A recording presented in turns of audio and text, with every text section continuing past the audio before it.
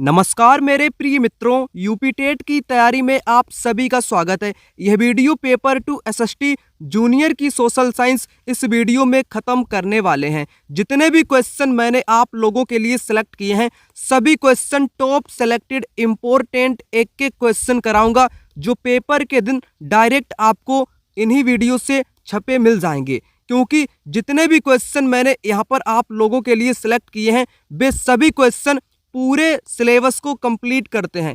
कहने का मतलब है, सिलेबस में जितने भी सोशल साइंस के टॉपिक दिए गए हैं, उन सभी टॉपिक से इस वीडियो में आप लोगों के लिए क्वेश्चन कराने वाला हूं। इसलिए यह वीडियो पेपर के लिए मोस्ट इम्पोर्टेंट वीडियो साबित होने वाली है। जितने भी क्वेश्चन होंगे, उन क्वेश्चन से जुड़ी अन्य प्रकार की जानकारी जो इम्पोर्टेंट होती है, जहां से पेपर में बार बार क्वेश्चन बन जाते हैं, वह भी एक एक जानकारी आपको बताऊंगा, ताकि हर चीज आपकी क्लियर होती हुई चले। वीडियो में अधिकतर पीवाईक्यू क्वेश्चन भी आपको कराऊंगा, ताकि पेपर का लेवल आपको पता चल जाए।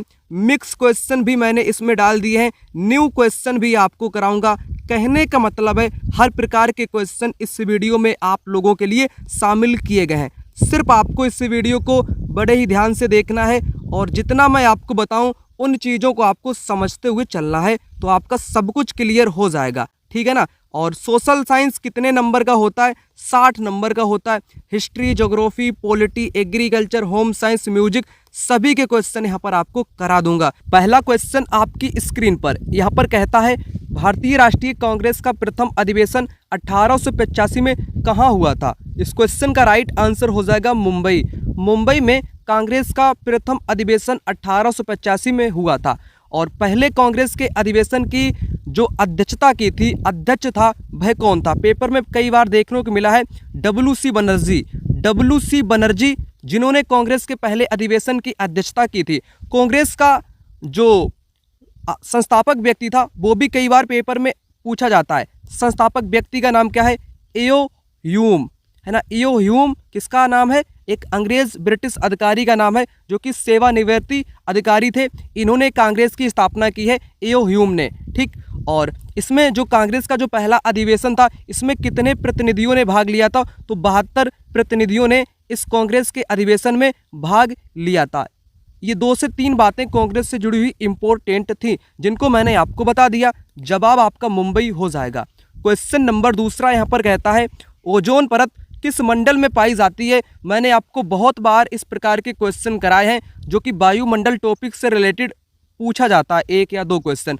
तो ओजोन परत आपकी समताप मंडल से रिलेटेड हो जाएगी। किससे? समताप मंडल से संबंधित हो जाएगी। देखो फिर से मैं आपको इन चारों परत 5 परतें आपकी होती हैं, ठीक है ना। 5 परत के बारे में आपको बताता हूँ। सबसे पहले क्षोभ मंडल की अगर बात की जाए, तो मौसम की सारी घटनाएं, आंधी, तूफान, ओला, बारिश, सब कुछ क्षोभ मंडल में ही होगा, इसलिए इसको मौसम वाली परत के नाम से भी जानते हैं। समताप मंडल में आपका क्या होता है? इसमें ओजोन परत पाई जाती है, ठीक है ना। ओजोन परत पाई जाती है, और इसी के साथ इसमें क्या होता है? इसमें वायुयान भी आपके उड़ते हैं। जहाज किस मंडल में उड़ते हैं, ये भी पेपर में कई बार पूछा जा चुका है। मध्य मंडल में उल्कापात होता है। उल्कापात का मतलब उल्कापिंड आने पर किस मंडल में जल जाता है? तो मध्य मंडल, मेसोस्फीयर जिसको बोलते हैं। ताप मंडल, थर्मोस्फीयर, जिसमें रेडियो की तरंगों के लिए जाना जाता है ना। रेडियो की जो तरंगें होती हैं परावर्तित, वो किस मंडल से संबंधित है? ताप मंडल से संबंधित है। ठीक है ना। आप लोग इतना समझ गए। और एक अंतिम परत और होती है, जिसको बहिर्मंडल के नाम से जानते हैं। तो बहिर्मंडल में क्या होता है? सबसे लास्ट वाली परत, इसमें क्या होता है? इसमें तरल अवस्था में हीलियम है, हाइड्रोजन है, गैसें आपकी तैरती रहती हैं। तरल अवस्था में गैसें तैरती रहती हैं। 5 परत मैं आपको यहाँ पर बता दिया। अब आगे क्वेश्चन यहाँ पर कहता है, क्वेश्चन नंबर 3, जलियांवाला बाग हत्याकांड की सही तिथि क्या है? तिथि बताइए। जलियांवाला बाग हत्याकांड की सही तिथि 13 अप्रैल 1919। 13 अप्रैल 1919 इसकी सही तिथि हो जाएगी। उसके बाद अगला यहाँ पर क्वेश्चन कहता है, पृथ्वी अपने अक्ष पर किस दिशा में घूमती है? ये क्वेश्चन मोस्ट इम्पोर्टेंट क्वेश्चन। कई लोग छोटे छोटे क्वेश्चन की वजह से बड़ा बड़ा क्वेश्चन देखने में लग जाते हैं, लेकिन छोटे क्वेश्चन अक्सर वो गलत करके पेपर में आ जाते हैं, और 1 नंबर उनका कट जाता है। छोटे क्वेश्चन को कभी हल्के में मत लेना, ठीक है ना। जैसे पृथ्वी अपने अक्ष पर किस किस दिशा में घूमती है, तो पृथ्वी जो है ना ये पश्चिम से पूरब की ओर घूमती है। कैसे? पश्चिम से पूरब की ओर घूमती है। ठीक। अगला यहाँ पर क्वेश्चन देखो, कहता है कानपुर में 1857 के विद्रोह का नेतृत्व किसने किया था?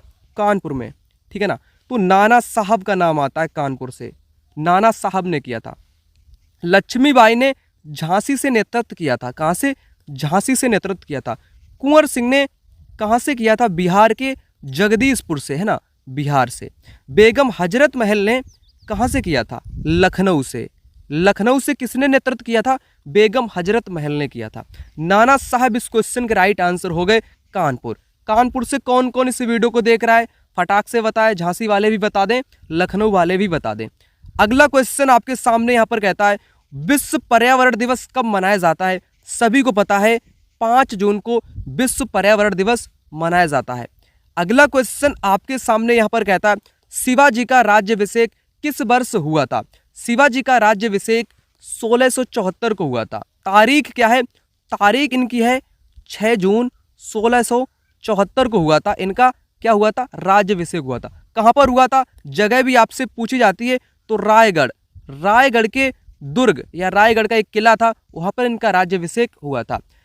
किसने किया था? एक काशी के पंडित थे गंगा भट्ट, पंडित भी पूछा जाता है पेपर में, तो गंगा भट्ट, काशी के एक ब्राह्मण गंगा भट्ट के द्वारा इनका राज्याभिषेक 6 जून 1674 को रायगढ़ के किले में किया जाता है। अगला यहाँ पर क्वेश्चन आपसे कहता है नीली क्रांति का संबंध किसके उत्पादन से है? नीली क्रांति का संबंध मछली उत्पादन से हो जाएगा, ठीक है ना।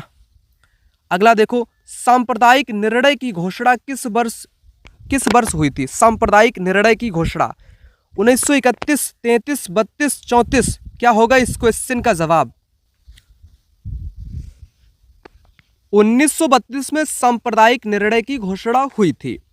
अगला क्वेश्चन यहां पर आपके सामने आ चुका है सोयाबीन का सबसे बड़ा उत्पादक राज्य कौन सा है? सोयाबीन का सबसे बड़ा उत्पादक राज्य आपका हो जाएगा मध्य प्रदेश।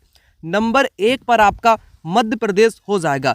अगर आपसे सोयाबीन उत्पादन का क्रम पूछ ले तो आपको कैसे बताना है? देखो सबसे जो आगे आपका हो जाएगा मध्य प्रदेश, उसके बाद दूसरे नंबर पर आपका महाराष्ट्र। इसको शॉर्ट में मैं लिख देता हूं, मध्य प्रदेश के बाद एमएच महाराष्ट्र और राजस्थान भी आपका तीसरे नंबर पर आता है, ठीक है ना। नंबर 1 पर आपका मध्य प्रदेश को इसीलिए सोया प्रदेश के नाम से जानते हैं क्योंकि सोयाबीन का सबसे बड़ा उत्पादक राज्य हो जाएगा। अगला क्वेश्चन यहां पर कहता है चौरी चौरा कांड के बाद गांधी जी ने किस आंदोलन को वापस ले लिया था? तो इन्होंने किस आंदोलन को वापस ले लिया था? चौरी चौरा की घटना 1922 की, फरवरी 1922 की, है ना। तो ये घटना 8 फरवरी को घटती है ना, और 12 फरवरी को स्थगित कर दिया जाता है आपका असहयोग आंदोलन। तो असहयोग आंदोलन इस क्वेश्चन का राइट आंसर हो जाएगा 1922 की घटना, ठीक। और ये जो आंदोलन आपके दिए गए ये बहुत इंपॉर्टेंट है, यहाँ से पेपर में आपको 1 या 2 क्वेश्चन देखने को मिल जाएगा, बिल्कुल मिल जाएगा, ठीक है ना। तो इन आंदोलन को एक नज़र में आपको मैं 1 ही मिनट में इन सभी आंदोलन को एक ही बार में बता देता हूँ ताकि आज के बाद आप लोग आंदोलन को कभी भी भूल नहीं पाओगे। जितना आपके पाठ्यक्रम सिलेबस में जितना आंदोलन दिया गया है उतना मैं आपको बता देता हूं, अधिक तो नहीं दिए गए हैं लेकिन जितना है क्वेश्चन आपके सिलेबस से बाहर नहीं जाएगा। जितना मैं आपको बताऊंगा उतना आप पढ़ लोगे तो आपको कुछ भी करने की आवश्यकता नहीं पड़ेगी। तो सबसे पहले गांधी से यहाँ पर शुरू होता है। 1915 में भारत लौटे गांधी। इससे पहले ये दक्षिण अफ्रीका में नस्लभेदी आंदोलन चला रहे थे। इनको कौन लेकर के गया था दक्षिण अफ्रीका? एक सेठ था अब्दुल्ला नाम का। 1893 में गांधी भारत से अफ्रीका चले गए थे। ब्रिटिश सरकार ने मार्च 1919 में रोलेक्ट एक्ट पारित कर दिया था, है ना, जिसका मतलब था किसी व्यक्ति को बिना मुकदमे के जेल में रखने का प्रावधान था। फरवरी 1919 में गांधी जी ने इसके खिलाफ सत्याग्रह कर दिया, है ना, जिसको असहयोग आंदोलन भी बोलते हैं। जलियांवाला बाग हत्याकांड कब हुआ? 13 अप्रैल 1919। यही तारीख पेपर में पूछी गई थी, क्वेश्चन भी अभी कराया हूँ। पंजाब के नेता सत्यपाल और सैफुद्दीन किचलू की गिरफ्तारी के विरोध में अमृतसर में जलियांवाला बाग में एक विशाल सभा का आयोजन हुआ। जनरल ओ डायर ने लोगों पर गोली चलवाई। इस घटना के कारण रविंद्रनाथ टैगोर ने सर की उपाधि, ये बहुत इंपॉर्टेंट है, रविंद्रनाथ टैगोर जी ने सर की उपाधि वापस कर दी। ठीक है ना। उसके बाद असहयोग आंदोलन, ये वाला आपके सिलेबस में दिया गया है। असहयोग आंदोलन 1920 से 22। इस आंदोलन में लोगों ने पदों का त्याग किया, छात्रों ने विद्यालय छोड़े, वकीलों ने वकालत करना बंद कर दिया, अंग्रेजी चीज़ों का बहिष्कार किया, वोट नहीं डाले गए। ये किया गया असहयोग। असहयोग का मतलब है, एक गांधी जी की किताब है जिसमें गांधी जी लिखते हैं, हिंद स्वराज इनकी किताब का नाम है, लेकिन पाठ्यक्रम में नहीं दिया गया, मैं एक्स्ट्रा आपको बता देता हूँ। हिंद स्वराज इनकी किताब है। गांधी जी 1905 की किताब में, हिंद स्वराज की किताब में लिखते हैं कि भारत में जो अंग्रेजी शासन स्थापित हुआ है वो केवल भारत के लोगों के सहयोग के कारण ही अंग्रेज भारत में है। अगर सभी लोग अपना सहयोग वापस ले लें तो 1 साल के भीतर ब्रिटिश शासन ढह जाएगा, खत्म हो जाएगा। इसीलिए अपना सहयोग वापस लेना ही असहयोग गांधी जी समझते थे। ठीक है ना। तो एक बात और यहाँ पर बताएगी, 1921 में इंग्लैंड का राजकुमार भारत की यात्रा पर आया तो उसका बहिष्कार किया गया, है ना। लोग उसके स्वागत में नहीं आए, बम्बई में उस दिन हड़ताल रही। ये भी घटना आपकी बताई गई है। चौरी चौरा की घटना, है ना, 12 फरवरी 1922 को आंदोलन वापस ले लिया, 8 फरवरी को यह घटना आपकी घटित होती है। गांधी जी 10 मार्च 1922 को कैद कर लिए गए, उन्हें 6 वर्ष की सजा सुनाई गई, लेकिन बीमार हो गए थे तो इनको जल्दी छोड़ दिया गया था। ठीक है ना। इतना आपके सिलेबस में बताया गया है, जितना मैंने आपको यहाँ पर बता दिया, इससे ज़्यादा नहीं बताया गया है। जितने भी लोग पहली बार इस वीडियो को देखने के लिए आए हैं उनको मैं आपको यहाँ पर बता दूं, ये जो जानकारी आपको बताई जा रही है ये मेरे द्वारा बनाए गए नोट्स से आपको जानकारी बताई जा रही है। ये notes UP TET SST special notes हैं, ऐसे वैसे नोट्स नहीं है। ये पूरे के पूरे 60 नंबर को आपको कवर करता है। 60 नंबर का मतलब क्या है, कहाँ कहाँ से क्वेश्चन आता है। एक तो आपसे हिस्ट्री से आएगा, दूसरा ज्योग्राफी, तीसरा पॉलिटी से आएगा, चौथा म्यूजिक से भी क्वेश्चन आएंगे, और एग्रीकल्चर से भी आएंगे, कृषि विज्ञान जिसको बोलते हैं, और होम साइंस से भी आएंगे। देखो म्यूजिक, एग्रीकल्चर, होम साइंस से 2 से 3 क्वेश्चन आ सकते हैं। कह लो आप 6 से 8 question music, agriculture, home science तीनों के मिलाकर के 6 से 8 क्वेश्चन आपके आते हैं, हमेशा आते हैं। ठीक है ना। तो सब कुछ आपको पूरा का पूरा सिलेबस मैं आपको प्रोवाइड कर दूंगा इन नोट्स की सहायता से। इन नोट्स को पढ़ लोगे तो आपका सिलेबस कंप्लीट हो जाएगा, जितने भी सिलेबस के टॉपिक दिए गए। नोट्स का प्राइस 299 रुपये 299 है। लेना कैसे है, दिए गए नंबर पर कॉल कर लो या व्हाट्सएप पर मैसेज कर लो, ये नोट्स आपको फटाक से तुरंत मिल जाएंगे। नोट्स के साथ पूछे गए सभी वर्ष के 2011 से 22 तक के एसएसटी के पीवाईक्यू क्वेश्चन भी आपको मिल जाएंगे, इसलिए अलग से आपको कुछ भी नहीं करना पड़ेगा। सबसे महत्वपूर्ण विशेषता इन पीवाईक्यू की क्या रहेगी, मैंने इन पीवाईक्यू क्वेश्चन को 1 लाइनर फॉर्मेट में कन्वर्ट किया है। जैसे मौर्य साम्राज्य का संस्थापक कौन था, डायरेक्ट उसके सामने उत्तर लिखा चंद्रगुप्त मौर्य। आपका इसमें टाइम भी बचेगा, क्वेश्चन पढ़ोगे डायरेक्ट उसका उत्तर पढ़ोगे तो अधिक समय तक याद रहेगा। विकल्प पढ़ने से आप लोग कंफ्यूज हो जाते हो, ये भी हमें भी पता है। ठीक है ना। तो इनको लेने से आपका ये फायदा रहेगा, क्वेश्चन को पढ़ लेना, डायरेक्ट आंसर को पढ़ लेना, और पीवाईक्यू भी मिल जाएगा। देखो नोट्स तो आपको कंप्लीट मिल ही जाएगा, कंप्लीट सिलेबस प्लस पीवाईक्यू भी मिल जाएगा। देर किस बात की, 299 इसका मिनिमम प्राइस रखा गया है। यहाँ पर इस नंबर पर कॉल या व्हाट्सएप पर मैसेज करके इन नोट्स को फटाक से प्राप्त कर लीजिए। यहाँ पर मैंने आपको असहयोग आंदोलन के बारे में बता दिया, जो कि चौरा चौरी घटना के कारण इसको वापस ले लिया गया था। सविनय अवज्ञा आंदोलन 1930 मिलान से भी क्वेश्चन बन सकता है। खिलाफत आंदोलन 1920-22 के बीच आप लोग कह सकते हो, जिसमें असहयोग को भी शामिल किया जाता है। भारत छोड़ो आंदोलन अगस्त के नाम से भी जानते हैं इसको, है ना। 8 अगस्त 1940 को ये आपका शुरू किया गया था ग्वालियर टैंक मैदान से। ठीक, तो ये डेटें इम्पोर्टेंट हैं क्योंकि मिलान से भी क्वेश्चन बनेगा पेपर में। अगला देखो, वायुमंडल में सर्वाधिक मात्रा में पाई जाने वाली गैस, सबसे ज़्यादा तो आपकी नाइट्रोजन पाई जाती है। नाइट्रोजन कितनी, 78%। उसके बाद ऑक्सीजन पाई जाती है 21%, है ना। ये 2 गैसें आपकी सर्वाधिक पाई जाती हैं। तो क्या होगा जवाब, नाइट्रोजन हो जाएगा। अगला क्वेश्चन कहता है मंगल पांडे को किस छावनी में विद्रोह के लिए फांसी दी गई, मेरठ, कानपुर, बैरकपुर, दिल्ली।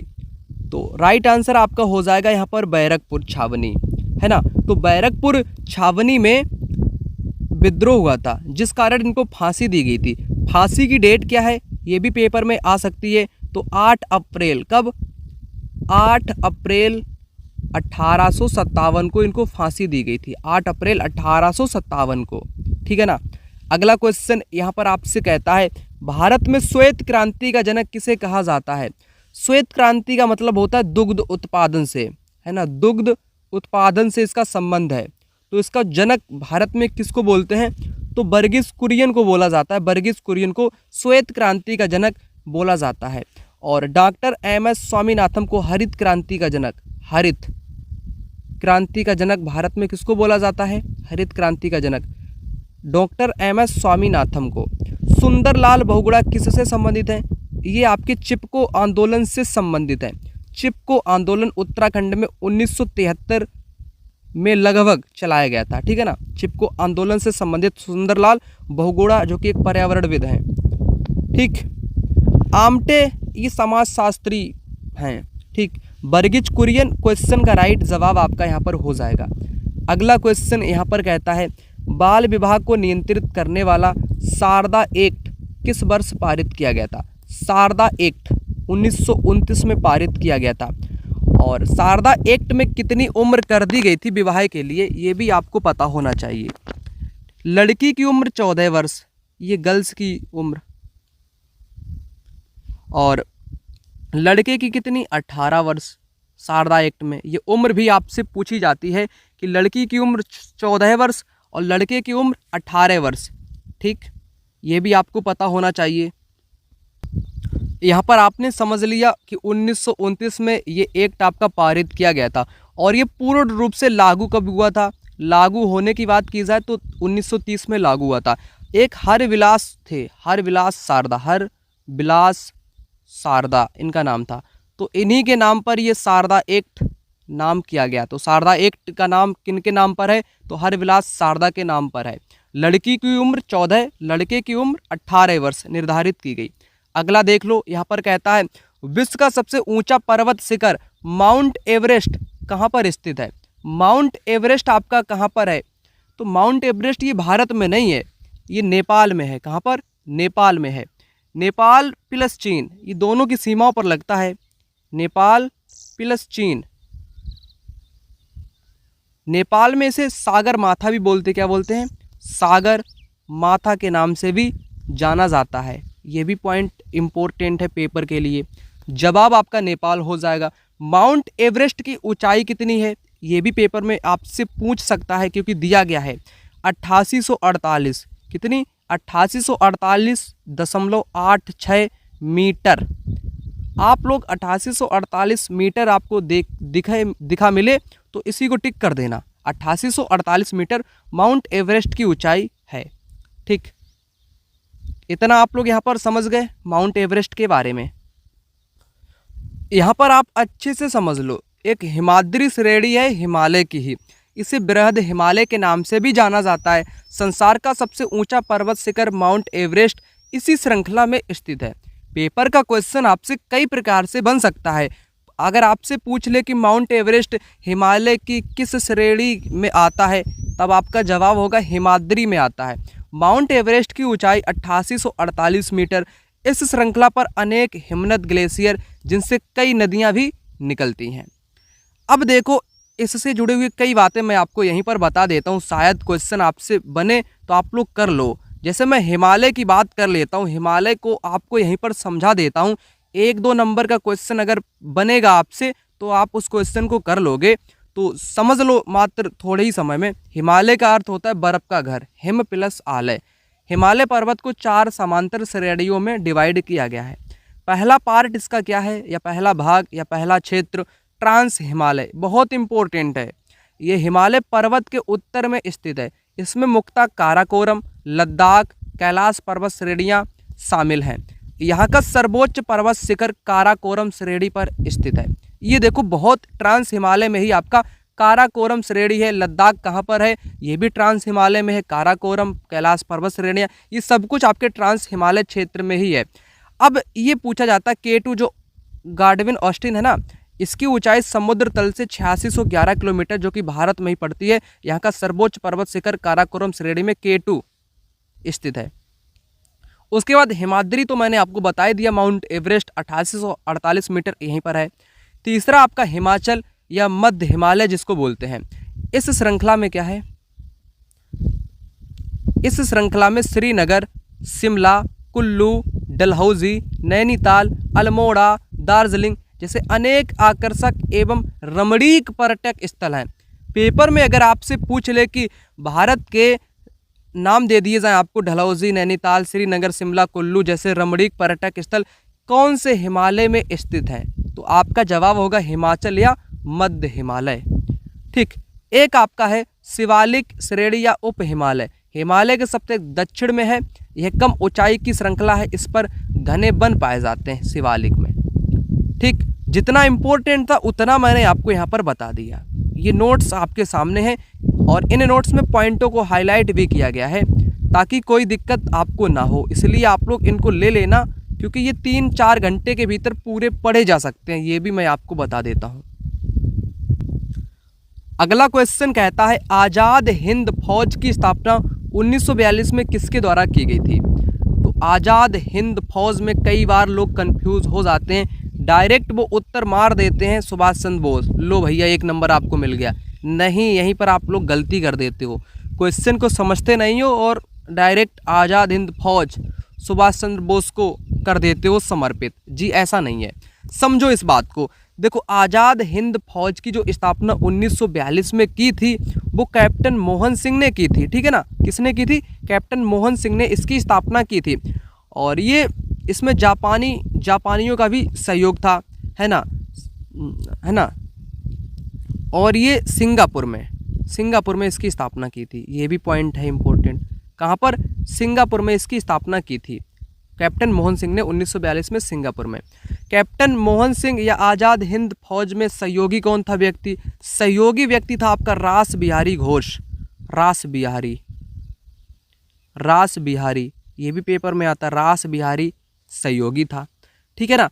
अब बात करूं मैं सुभाष चंद्र बोस की, तो सुभाष चंद्र बोस आपके 1943 में ये शामिल होते हैं इसमें। कब? 1943 में ये शामिल होते हैं। 42 की बात करी जाए तो कैप्टन मोहन सिंह को ही टिक मारोगे। अगर इस प्रकार से क्वेश्चन करे कि आज़ाद हिंद फौज में 1943 में कौन शामिल हुए, तब आपके नेताजी सुभाष चंद्र बोस इस क्वेश्चन के जवाब हो जाएंगे। ठीक है ना। तो राइट आंसर आपका सी विकल्प यहाँ पर होगा। चलिए आप लोगों को बेहतर ढंग से यहाँ पर पुनः चीज़ों को रिपीट अगेन कर देता हूँ ताकि रिवीजन आपका हो जाए। आज़ाद हिंद फौज, है ना, 1942 में कैप्टन मोहन सिंह ने इसको स्थापित किया था सिंगापुर में। इसका पुनर्गठन 1943 में सुभाष चंद्र बोस ने किया, ये बात है। बोस ने जर्मनी और जापान की सहायता से आज़ाद हिंद फौज का गठन किया। द्वितीय विश्व युद्ध में जर्मनी द्वारा 50,000 बनाए गए बंदी आज़ाद हिंद फौज में शामिल हो गए।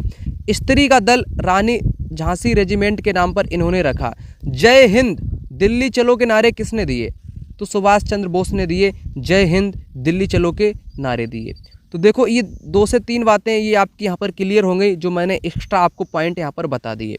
और 50,000 सैनिक जो गुलाम बनाए गए थे द्वितीय विश्व युद्ध में जर्मनी के द्वारा, तो इनको आज़ाद हिंद फौज में शामिल कर लिया गया था, है ना। और एक और यहाँ पर इम्पोर्टेंट बात है जो कि मैं बताना भूल गया। क्या? 4 जुलाई 1944 को आज़ाद हिंद रेडियो पर बोलते हुए गांधी जी को संबोधित करते हुए कहा। देखो, नेताजी सुभाष चंद्र बोस की ये बहुत अच्छी घटना है, ये पेपर में कई बार देखने को मिली है। 4 जुलाई 1944 वाले इन्होंने आज़ाद हिंद रेडियो पर बोलते हुए गांधी जी को संबोधित करते हुए कहा। क्या कहा? भारत की स्वाधीनता का आखिरी युद्ध शुरू हो चुका है, आप आशीर्वाद व शुभकामनाएं दें। ठीक है ना। और राष्ट्रपिता सबसे पहले गांधी जी को किसने कहा था? तो नेताजी सुभाष चंद्र बोस ने ही कहा था। सुभाष चंद्र बोस का नारा है, तुम मुझे खून दो मैं तुम्हें आज़ादी दूंगा। तुम मुझे खून दो मैं तुम्हें आज़ादी दूंगा, ये सुभाष चंद्र बोस का नारा है। तो जितना सिलेबस में सुभाष चंद्र बोस या उनकी आज़ाद हिंद फौज से संबंधित जितने भी फैक्ट या बातें हैं, है ना, किताब में जहाँ से पेपर आपका बनेगा, वो सब कुछ मैंने आपको बता दिया है। पेपर आपका बनता है SSCERT का। आप लोग यूपी टेट का सिलेबस देखना, वो SSCERT के टॉपिक हूबहू सेम टू सेम दिए गए हैं। और मैंने जांच भी की है कि क्वेश्चन कहाँ से उठाए गए, तो वहीं से उठाए गए। उसी आधार पर ये नोट्स आपके तैयार किए गए हैं। इन नोट्स में किसी भी तीसरी किताब या तीसरे पक्ष की किताब, थर्ड पार्टी का कंटेंट यूज़ नहीं किया गया है। जितना दिया गया उतना मैंने इसमें एक्स्ट्रा जानकारी ऐड नहीं की है। ठीक है ना। तो आप लोग इसको ले सकते हो, पढ़ सकते हो। अगला क्वेश्चन कहता है काली कपास मिट्टी को अन्य किस नाम से जाना जाता है? तो काली मिट्टी को रेगुर मिट्टी के नाम से भी जाना जाता है। ठीक, देखो बांगर क्या है? बांगर बोलते पुरानी जलोढ़ मिट्टी को, पुरानी जलोढ़ मिट्टी को। खादर किसको बोलते हैं? नवीन जलोढ़ मिट्टी को, नवीन जलोढ़ मिट्टी को बोलते हैं। ठीक, ये पेपर में आता है कि पुरानी मिट्टी बांगर, नवीन मिट्टी या नई मिट्टी खादर, रेगुर मिट्टी आपकी काली मिट्टी को ही बोलते हैं। ठीक, अगला देखो गांधी जी की शहादत किस तिथि को हुई थी? शहादत मतलब कि मृत्यु 30 जनवरी 1948 को हुई थी। कब? 30 जनवरी 1948 को हुई थी। और गांधी जी का जन्म कब हुआ था? 2 अक्टूबर 1869 को इनका जन्म हुआ था। ठीक है ना? कहाँ पर? गुजरात के पोरबंदर में। अगला, भारत का प्रमाणिक समय 82.5 ईस्ट कहाँ से निर्धारित होता है? ये तो सभी को पता है, मिर्ज़ापुर, कहीं कहीं पर आपको प्रयागराज मिल जाएगा, नैनी के पास, ये आपका वहीं से निर्धारित होता है, ये गुजरता है मानक टाइम। ठीक, अगला देखो क्वेश्चन यहाँ पर कहता है बंगाल का विभाजन लॉर्ड कर्जन द्वारा किस वर्ष किया गया था? इम्पोर्टेंट, मोस्ट इम्पोर्टेंट, लोग इसमें कंफ्यूज होते हैं 2 से 3 तिथियों के बारे में। वैसे तो डायरेक्ट क्वेश्चन है, 1905 हो जाएगा, कोई दिक्कत की बात नहीं है। कर्जन ने इसका विभाजन किया था। बंगाल का विभाजन क्यों किया? क्योंकि ये फूट डालो वाली नीति अपनाता था, क्योंकि अंग्रेज फूट डालो राज्य करो की नीति, और इसने बताया कि प्रशासनिक कमजोरियों के कारण हमें बंगाल का विभाजन करना पड़ा। नहीं, इसने हिंदू मुस्लिम एकता का खंडन करने के लिए विभाजन किया था। अब विभाजन से जुड़ी 2-3 बातें जान लो कि 19-20 जुलाई, 19 कहीं पर 19 या 20 जुलाई आपको लिखा मिल सकता है किताबों में, 19-20 जुलाई 1905 को क्या हुआ था? इसकी घोषणा हुई है ना, ये घोषणा की तिथि है ये वाली। और लागू कब हुआ था? 16 अक्टूबर 1905 को यह आपका लागू हुआ था। ये 2 तिथियां अलग अलग हैं, ठीक है ना, 2 तिथियां आपकी अलग अलग। और इसका विरोध में स्वदेशी आंदोलन ने जन्म लिया। स्वदेशी आंदोलन कब चला था? ये तिथि आप लोग ख्याल कर लेना, 19-20 जुलाई 1905 को कर्जन ने बंगाल विभाजन की घोषणा की, 16 अक्टूबर को यह लागू हुआ। उसके बाद 7 अगस्त की अगर बात करूँ, 7 अगस्त 1905 को स्वदेशी आंदोलन चला। क्या? स्वदेशी आंदोलन शुरू किया गया, ठीक, बंगाल विभाजन के विरुद्ध में। 1905 राइट आंसर हो जाएगा। अगला देखो, राखी का त्यौहार भी मनाया गया था आपका उसी में ही। चिपको आंदोलन के प्रेरणा कौन थे? चिपको आंदोलन आपका हो जाएगा, क्या हो जाएगा? सुंदरलाल बहुगुणा। 1973, 72, 73 की यह बात है, ठीक है ना, 73 किताबों में देखने को मिलता है। अगला देखो, शिवाजी के अष्टप्रधान में प्रधानमंत्री को कहा जाता था पेशवा कहा जाता था। क्या? पेशवा कहा जाता था। अगला देखो, विश्व में चावल उत्पादन में भारत का स्थान तो अब नंबर 1 पर है, ये करंट की बात है। वैसे तो चाइना था 1 नंबर पे, भारत दूसरे नंबर पर था, लेकिन पेपर में अब क्वेश्चन आपसे पूछा जाए चावल उत्पादन में, तो आप लोग भारत को ही टिक मार देना, है ना। तो भारत पहले नंबर पे है, अब दूसरे पर चाइना है। तो जवाब मैं तो यहाँ पर कहूँगा पहला नंबर। राइट आंसर आपका पहला नंबर यहाँ पर हो जाएगा, दूसरा नहीं होगा। अगला देखो, लॉर्ड माउंटबेटन ने भारत के विभाजन की योजना कब प्रस्तुत की? माउंटबेटन योजना कब प्रस्तुत की थी? तो ये 3 जून 1947 को की थी। इसी के आधार पर आपका भारत का विभाजन हो गया था। कब हो गया था? 14-15 अगस्त की मध्यरात्रि को भारत और पाकिस्तान बट गए। अगला देखो, क्वेश्चन कहता है भारत में वन्य जीव संरक्षण अधिनियम कब पारित या कब लागू हुआ? वन्य जीव संरक्षण अधिनियम 1972। कब? 1972 हो जाएगा इस क्वेश्चन का जवाब, वन्य जीव संरक्षण अधिनियम। और 1980 वाला जो है ना, ये केवल और केवल वन संरक्षण से जुड़ा है, वन संरक्षण से जुड़ा है कानून या अधिनियम इसको बोल सकते हैं। और 1986 आपका पर्यावरण संरक्षण से जुड़ा है। ये 3 आपको कंफ्यूज करेंगे, इसलिए मैं आपको बता देता हूँ पर्यावरण संरक्षण, ठीक है ना। तो अब आपके यहाँ पर ये तीनों क्लियर हो गए, ठीक। अगला देखो, चंद्रशेखर आज़ाद किस स्थान पर शहीद हुए थे? तो अल्फ्रेड पार्क प्रयागराज में ये शहीद हुए थे। इन्होंने खुद को गोली मार ली थी, है ना, इनको घेर लिया था अंग्रेजों ने। तो बी विकल्प इस क्वेश्चन का राइट आंसर हो जाएगा। अल्फ्रेड का जो पार्क है ना, इसका नाम क्या है? चंद्रशेखर आज़ाद के नाम पर इसका नाम है, प्रयागराज में है। प्रयागराज से कौन कौन इस वीडियो को देख रहा है, फटाक से कमेंट बॉक्स में कमेंट करो। अगला देखो, ओजोन परत के क्षरण के लिए मुख्य रूप से जिम्मेदार गैस कौन सी है? क्लोरोफ्लोरोकार्बन। क्लोरोफ्लोरोकार्बन, सी विकल्प इस क्वेश्चन का राइट आंसर हो जाएगा। शिवाजी का माता का नाम क्या था? शिवाजी की माता का नाम क्या था? तो जीजाबाई इनकी माता का नाम था। जीजाबाई इनकी माता का नाम था। अगला देखो, उत्तर प्रदेश में कृषि विश्वविद्यालय स्थित है। कानपुर में भी है, अयोध्या, पंतनगर, उपरोक्त सभी इस क्वेश्चन का राइट आंसर हो जाएगा। रोलेक्ट एक्ट कब पारित किया गया था? रोलेक्ट एक्ट आपका 1919 में पारित किया गया था। इसी के विरोध में गांधी जी ने असहयोग आंदोलन शुरू कर दिया था। रोलेक्ट एक्ट में प्रावधान था कि बिना किसी मुकदमे के व्यक्ति को जेल में रखने का प्रावधान था, है ना। विश्व स्वास्थ्य दिवस कब मनाया जाता है? 7 अप्रैल को मनाया जाता है। 7 अप्रैल को क्या हुआ था? 7 अप्रैल 1948 को विश्व स्वास्थ्य संगठन की स्थापना हुई थी। उसी के याद में ही 7 अप्रैल को विश्व स्वास्थ्य दिवस मनाया जाता है। अगला क्वेश्चन कहता है, तात्या टोपे का वास्तविक नाम क्या था? मूल शंकर नाम था, धुंधुपंत था, रामचंद्र पांडुरंग था, गदाधर चट्टोपाध्याय था? बताओ। रामचंद्र पांडुरंग नाम था तात्या टोपे का वास्तविक नाम। क्वेश्चन नंबर 34, झींगा मछली के उत्पादन का संबंध किस क्रांति से? तो झींगा एक प्रकार की मछली होती है, इसका उत्पादन आपकी पिंक क्रांति, गुलाबी क्रांति यहाँ पर हो जाएगा। सी विकल्प करेक्ट आंसर हो जाएगा आपका, ठीक है ना। और पीली क्रांति आपकी दलहन से संबंधित है, दलहन का मतलब दालों से संबंधित हो जाएगा। लाल क्रांति मांस व टमाटर से संबंधित। नीली क्रांति आपकी मछली से संबंधित है, लेकिन झींगा मछली आपकी गुलाबी क्रांति से रिलेटेड हो जाएगी। लाल क्रांति पेट्रोलियम से संबंधित होती है, ये भी आपको पता होना चाहिए। यहाँ पर समझ लो सभी प्रकार की क्रांतियाँ खेती से रिलेटेड। जैसे पीली क्रांति येलो रेवोल्यूशन पूछे तो तिलहन की उत्पादन, जैसे सरसों, सूरजमुखी, सोयाबीन की आत्मनिर्भरता के बारे में आपकी पीली है। लाल वाली टमाटर और मांस से जुड़ी हुई है। हरित क्रांति तो सभी को पता है, खाद्यान्न उत्पादन, गेहूं, और भारत में जनक एमएस स्वामीनाथन। श्वेत क्रांति आपकी दुग्ध उत्पादन से, जिनका जनक डॉक्टर वर्गीस कुरियन। नीली क्रांति आपकी मत्स्य मछली उत्पादन से जुड़ी हुई है। और उसके बाद गुलाबी क्रांति आपकी पिंक, ये झींगा मछली और प्याज उत्पादन से।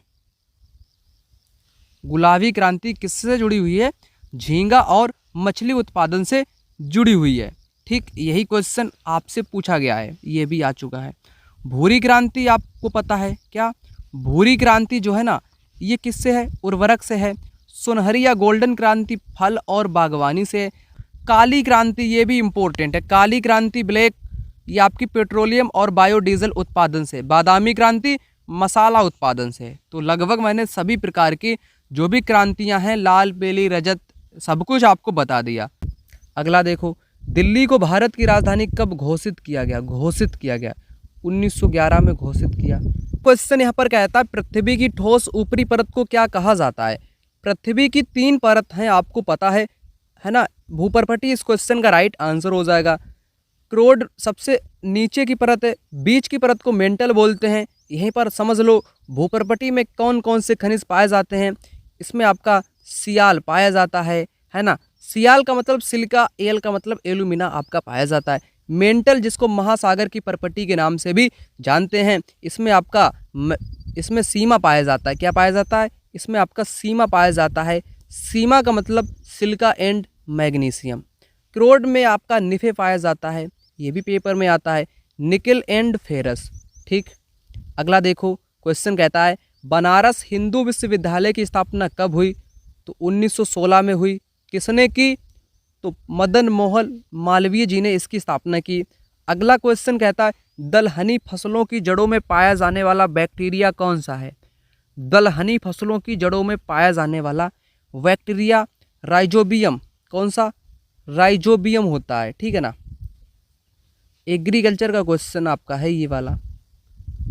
अगला क्वेश्चन कहता है गांधी जी और अंबेडकर के बीच में पूना समझौता 1932 में हुआ था। पूना पैक्ट के नाम से इसको जानते हैं। 1931 में गांधी इरविन समझौता हुआ था।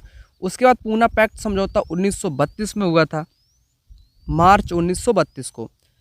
अगला क्वेश्चन कहता है डायरिया में शरीर में किसकी कमी हो जाती है। डायरिया से शरीर में किसकी कमी हो जाती है। अगर किसी को डायरिया हो जाए तो डायरिया से जल व लवण की कमी हो जाती है। जल एवं लवण की कमी हो जाती है डायरिया से। अगला क्वेश्चन कहता है प्रथम विश्व युद्ध की समयावधि क्या थी। पहला जो विश्व युद्ध हुआ था उसका टाइम पीरियड क्या था। तो पहला युद्ध आपका 1914 से 18 तक चला। अब दूसरा जो चला था 39 से 45 तक चला था। ये 2 युद्ध हैं, ठीक। और दूसरे युद्ध में हिरोशिमा और नागासाकी पर बम गिराए गए थे। पहला विकल्प करेक्ट आंसर हो जाएगा प्रथम विश्व युद्ध के बारे में। आदम पुल किन देशों के बीच में है। आदम ब्रिज। आदम ब्रिज देखो भारत और श्रीलंका के बीच में है। भारत और श्रीलंका के बीच में आदम ब्रिज, जिसे आदम का पुल भी बोलते हैं। भारत श्रीलंका हो जाएगा। अगला क्वेश्चन यहाँ पर कहता है आपका 1857 के समय भारत का वायसराय कौन था। 1857 की जब क्रांति हो रही थी तो उस दौरान वायसराय कौन था। तो कैनिंग था वायसराय, ठीक। डलहौजी क्या करता है। डलहौजी ने कुशासन के आरोप पर अवध का विलय कर दिया। अवध अधिग्रहण मतलब कि डलहौजी की हड़प नीति। करजन ने विभाजन कर दिया 1905 में बंगाल का। कैनिंग ये था आपका 1857 का वायसराय। अगला देखो तिलहन उत्पादन किससे जुड़ा है। तिलहन आपका पीली क्रांति से जुड़ा है। क्वेश्चन यहाँ पर कहता है मैडम भीकाजी कामा ने तिरंगा झंडा कहाँ फहराया था। इन्होंने स्टटगार्ट जर्मनी में भारत का तिरंगा झंडा फहराया था सबसे पहले, ठीक है ना। सी विकल्प इस क्वेश्चन का राइट आंसर यहाँ पर हो जाएगा। यहाँ पर 2 महिलाएं आपके सिलेबस में दी गई हैं। जैसे पहली महिला कमला देवी चट्टोपाध्याय 1921 में असहयोग आंदोलन में इन्होंने भाग लिया। मैं आपको बता रहा था भीकाजी कामा का कहना था आगे बढ़ो हम हिंदुस्तानी हैं। आगे बढ़ो हम हिंदुस्तानी हैं, किनका कथन है। भीकाजी कामा का।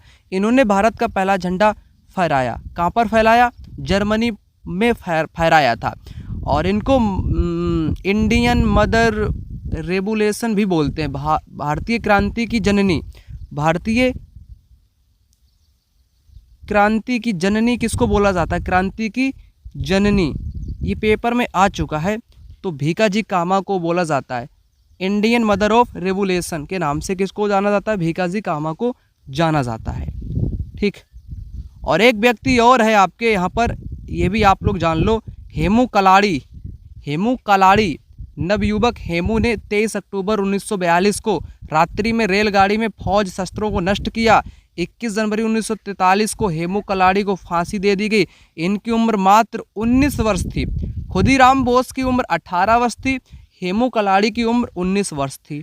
ये 2 नवयुवक जो फांसी पर झूल गए, ठीक।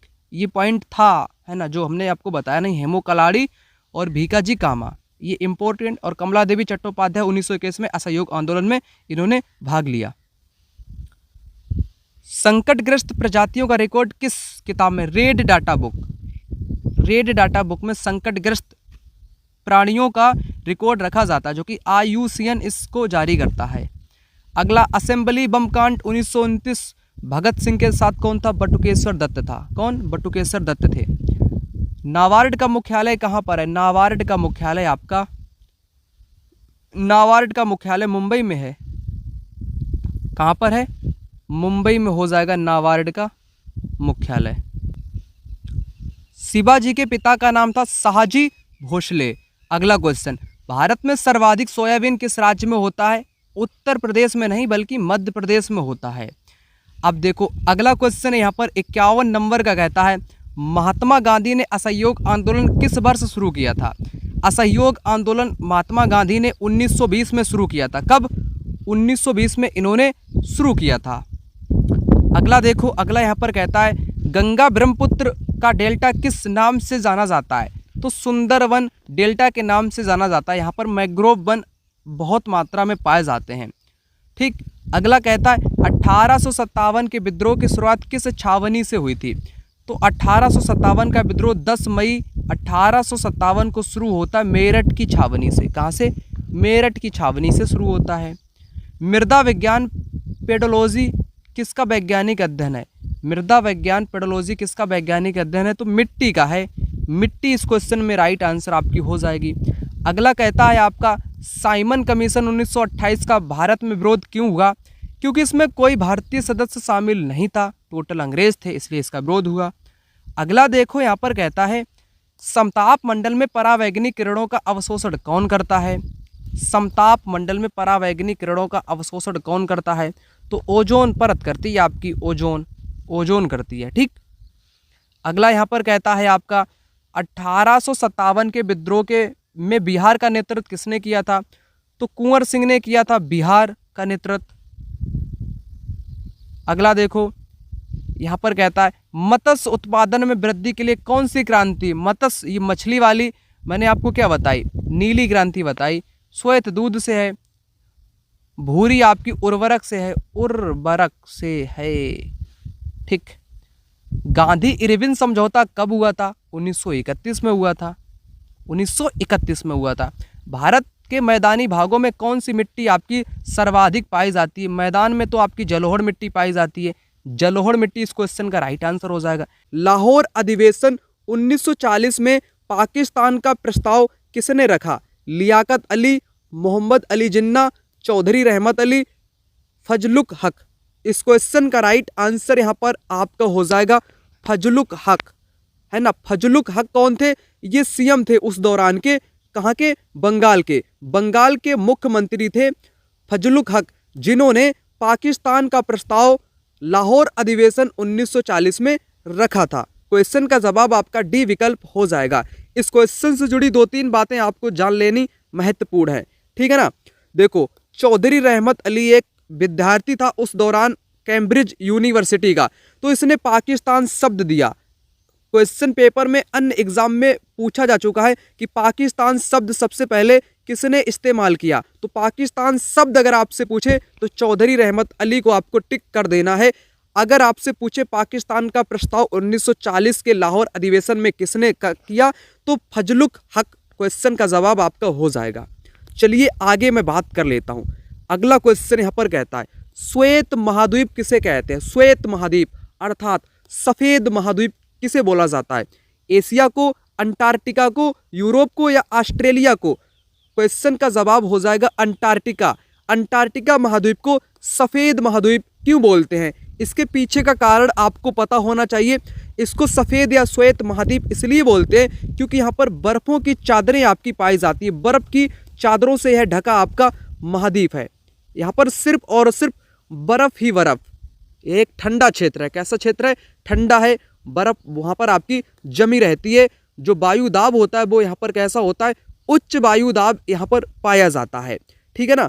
और अंटार्कटिका में भारत के शोध संस्थान जैसे मैत्री हो गया, है ना, ये भी पेपर में आता है। मैत्री हो गया, भारती हो गया और दक्षिणी गंगोत्री हो गया। ये भारत के क्या है? ये भारत के शोध संस्थान है। अंटार्कटिका में विभिन्न देशों के रिसर्च सेंटर स्थापित किए गए हैं और अंटार्कटिका पर किसी का कब्जा नहीं है, ठीक है ना, क्योंकि ये बहुत दूर पड़ता है। अगला क्वेश्चन यहाँ पर कहता है झांसी में विद्रोह का दमन किस अंग्रेज अधिकारी ने किया? ये क्वेश्चन इंपॉर्टेंट है। यहाँ से 2 से 3 अलग अलग प्रकार से क्वेश्चन बन सकते हैं। देखो, झांसी की अगर मैं बात करूं, झांसी से जब 1857 का विद्रोह हो रहा था तो वहां का झांसी से नेतृत्व किसने किया था? तो लक्ष्मीबाई। उस वीरांगना का नाम हो जाएगा लक्ष्मीबाई, ठीक है ना। लक्ष्मीबाई वहां से नेतृत्व कर रही थी।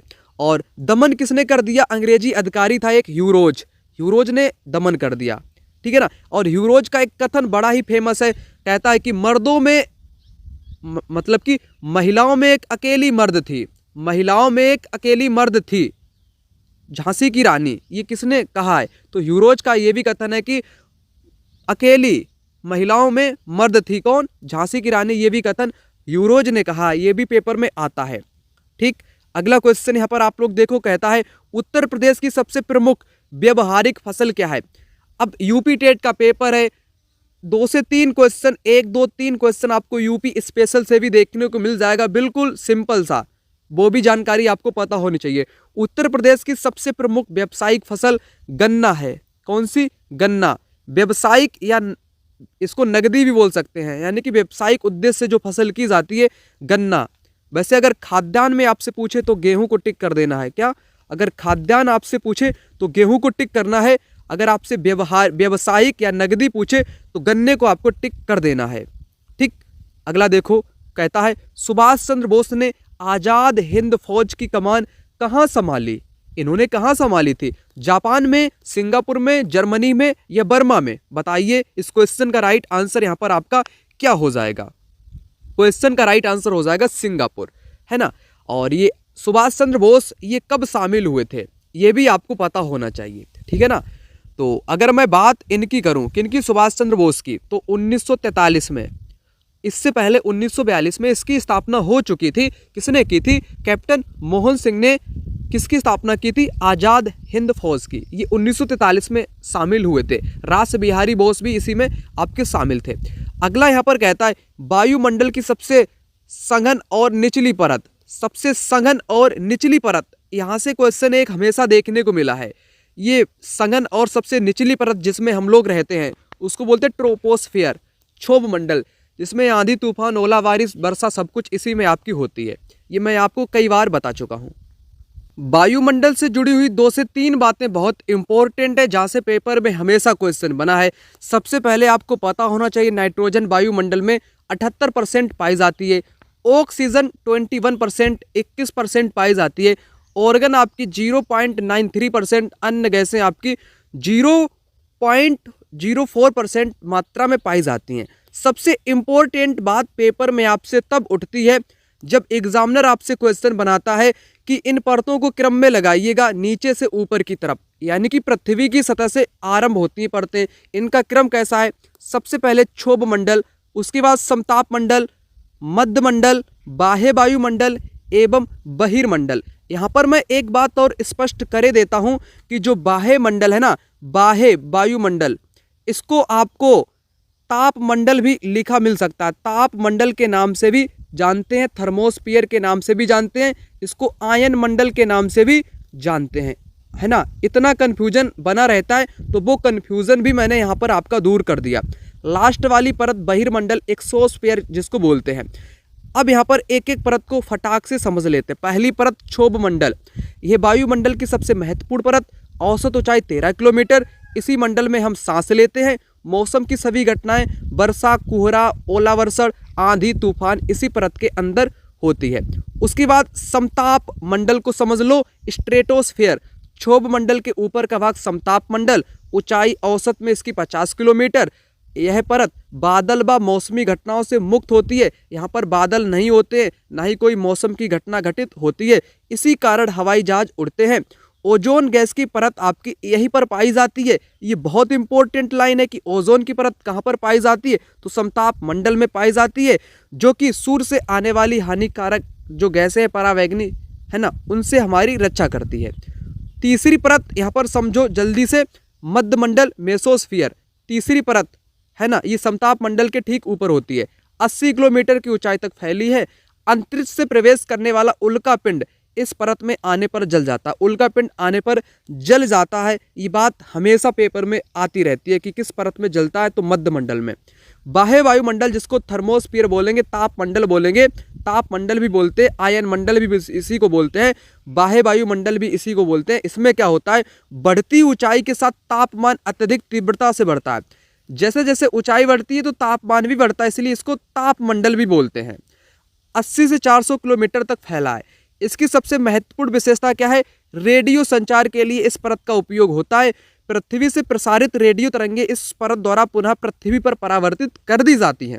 ये बात आपने जान ली। लास्ट परत और आप लोग जान लो, बहिर्मंडल, एक्सोस्फीयर, वायुमंडल की सबसे ऊपरी परत, वायु की पतली परत यहीं पर पाई जाती है। हल्की गैस, हीलियम, हाइड्रोजन यहीं से तैरती रहती हैं। मैंने पांचों परत को आपको विस्तार रूप से बता दिया। अब एग्जामिनर कैसा भी क्वेश्चन बनाएगा, आप उस क्वेश्चन को फटाक से कर लोगे, 1 नंबर आपका कहीं नहीं जाएगा। जो कंटेंट अभी हमने आपको बताया उनसे जुड़े क्वेश्चन भी देख लो कि वायुमंडल की अधिकांश 2 गैसें कौन सी हैं, तो 2 गैस कौन सी हो जाएगी, नाइट्रोजन और ऑक्सीजन, क्योंकि नाइट्रोजन आपकी 78 हो जाएगी, ऑक्सीजन आपकी 21% हो जाएगी। अब आगे का क्वेश्चन कहता है कि वायुमंडल का एक बड़ा भाग कौन सी गैस बनाती है, तो ऑक्सीजन और नाइट्रोजन आपकी बनाती है। ये सिंपल से क्वेश्चन लोग पेपर के दौरान गलत कर देते हैं, फिर घर आते हैं फिर रोते हैं, है ना। इसलिए इन छोटी छोटी बातों को ध्यान में रखा करो। ग्रीन हाउस गैस किसको बोलते हैं, कार्बन डाइऑक्साइड को बोलते हैं, ठीक है ना। और क्वेश्चन ये मिलान वाला आप लोग यहाँ पर समझ गए, तो जितना मैंने अभी आपको बताया तो आपने सब कुछ समझ लिया। ओजोन परत किस में पाई जाती है, आपका जवाब होगा कि सर समताप मंडल, इसका जवाब हो जाएगा। रेडियो की तरंग मैंने आपको बताया, या रेडियो प्रेषण की जो तरंगे हैं परावर्तित किस परत से संबंधित हो जाएंगी, आप कहोगे, आप क्या कहोगे, ताप मंडल कहोगे या आयन मंडल कहोगे या बाह्य वायुमंडल इसको कहोगे। तो क्या जवाब आपका हो जाएगा, बी का हो जाएगा चौथे के साथ, इसके साथ, ठीक। मौसम की घटनाएं क्षोभ मंडल में घटती हैं, पतली वायु लास्ट वाली परत बहिर्मंडल में होती हैं। तो यहाँ पर जितना मैंने बताया इस प्रकार से मिलान वाले भी क्वेश्चन आपसे बन सकते हैं, ठीक है ना। पेपर में ऐसा भी बन सकता है कि समताप मंडल की परिस्थितियां हवाई जहाज उड़ाने के लिए आदर्श होती हैं। क्यों होती है, क्योंकि यहाँ पर मौसम वाली कोई घटना घटित आपकी नहीं होती। ये सब पेपर में क्वेश्चन आपसे पूछे जाते हैं। अंतरिक्ष से प्रवेश करने वाला उल्कापिंड वायुमंडल की किस परत में आने पर जल जाते हैं, तो कौन सी परत में जल जाता है, मैंने आपको बताया मेसोस्फीयर, जिसको मध्य मंडल के नाम से जानते हैं। यहाँ पर एक क्वेश्चन और देखो कि क्रम से कैसे पूछा जाता है पृथ्वी की सतह से आरंभ होते हुए। तो सबसे पहली आपकी क्षोभ मंडल, फिर समताप मंडल, मध्य मंडल, बाह्य वायुमंडल, लास्ट में आपकी बहिर्मंडल। इस प्रकार से क्रम से भी क्वेश्चन पूछा जा सकता है। और कथन कारण वाला इस प्रकार से भी देखने को आपको मिल सकता है। कथन कारण वाला, हवाई जहाज उड़ते हैं किसमें, समताप मंडल में उड़ते हैं। कारण है क्योंकि के साथ कारण को देखना पड़ता है आपको, क्यों उड़ते हैं, क्योंकि मौसम वाली कोई घटना घटित नहीं होती है, लगभग यहाँ पर मुक्त होता है वातावरण यहाँ का। शिवाजी का जन्म कहाँ हुआ था, रायगढ़ में हुआ था, शिवनेर दुर्ग में हुआ था, पुणे में हुआ था या पन्हाला में हुआ था। इस क्वेश्चन का जवाब आपका क्या होने वाला है, यहाँ पर जवाब हो जाएगा शिवनेर के दुर्ग में शिवाजी का जन्म हुआ था, ठीक है ना। और रायगढ़ किले में इनका क्या हुआ था, राज्याभिषेक हुआ था। क्या हुआ था, राज्याभिषेक कहाँ पर हुआ था, ये भी क्वेश्चन पेपर में आपसे पूछा जाता है। राज्याभिषेक की अगर बात की जाए तो यह आपका 1674 में, कब, 1674 में रायगढ़ के किले में हुआ था। काशी के पंडित गंगा भट्ट के द्वारा किया गया था। अगला देखो, यहाँ पर क्वेश्चन आपसे कहता है ऑपरेशन फ्लड का दूसरा चरण कब शुरू हुआ, दूसरा 1981 में और पहला आपका 70 में। और ऑपरेशन फ्लड का जनक किसे बोलते हैं, ये दुग्ध से संबंधित है, दुग्ध क्रांति, ठीक। और ऑपरेशन फ्लड का जनक वर्गीज कुरियन, कौन, वर्गीज कुरियन श्वेत क्रांति का जनक या ऑपरेशन फ्लड का जनक कहा जाता है, वर्गीज कुरियन। बी विकल्प इस क्वेश्चन का राइट आंसर यहाँ पर आपका हो जाएगा। अगला क्वेश्चन यहाँ पर कहता, पंडित जवाहरलाल नेहरू ने प्रथम बार झंडा कहाँ फहराया। इस क्वेश्चन का जवाब आपका क्या होगा, इन्होंने झंडा सबसे पहले रावी नदी के तट पर फहराया था। यह बात मैं आपको बताऊं 1929 की, 1929 में क्या हुआ था, लाहौर अधिवेशन हुआ था। क्या हुआ था, लाहौर अधिवेशन हुआ था।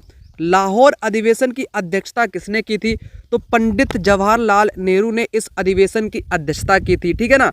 तो रात्रि का टाइम था, डेट थी आपकी 31 दिसंबर 1929 का दिन था। रात का टाइम हो रहा था 12 बजे, है ना, रात का टाइम हो रहा था 12 बजे का। तो जो जवाहरलाल नेहरू थे ना, ये कांग्रेस से संबंधित थे, कांग्रेस का अधिवेशन लाहौर में हो रहा था, ठीक है ना, 1929 का, जिसमें पूर्ण स्वराज की मांग की गई थी।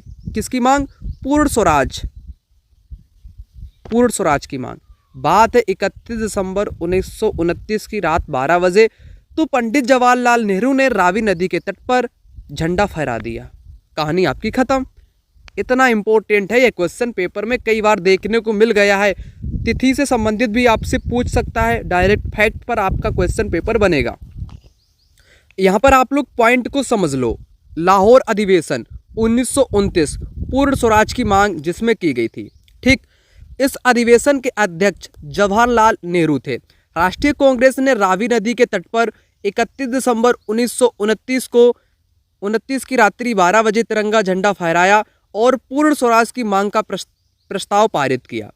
ये इम्पोर्टेंट है, बहुत बार अन्य एग्जाम के क्वेश्चन में भी यहाँ से पेपर आपका बन चुका है, इसलिए मैं इम्पोर्टेंट इसको कहता हूँ।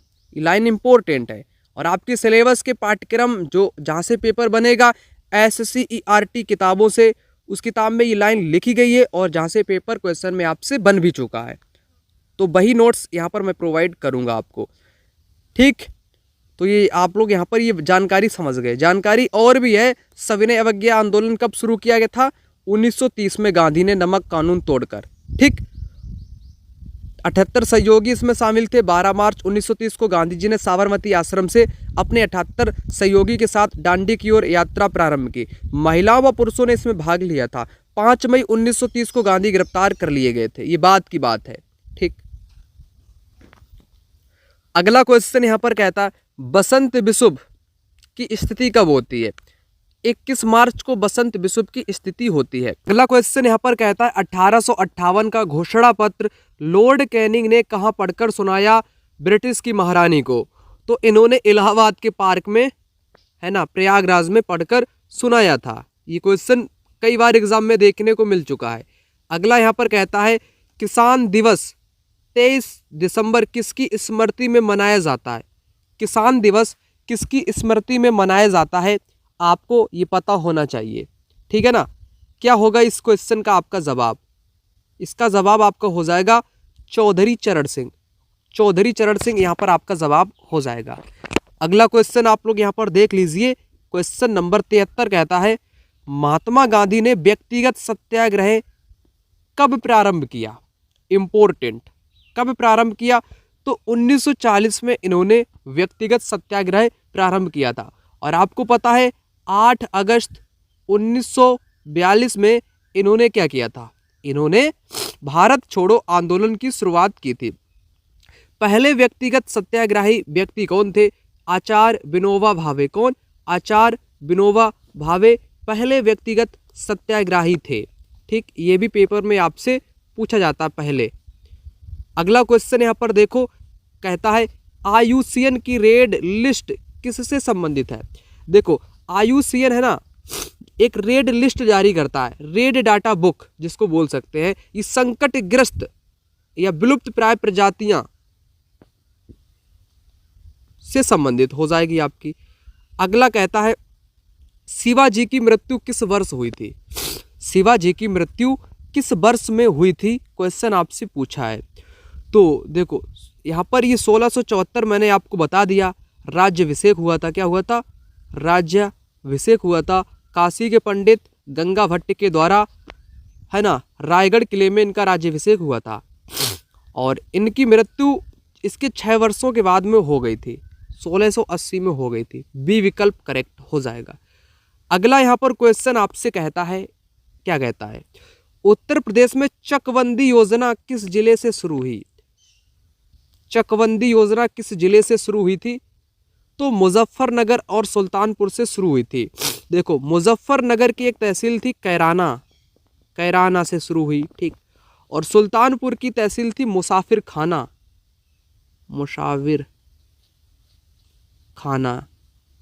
ठीक, तो यहां से सबसे पहले चकबंदी की शुरुआत हुई। चकबंदी 1954 में। ठीक, कब? 1954। डेट भी आप लोग ख्याल कर लिया करो जो मैं आपको बताया करूं।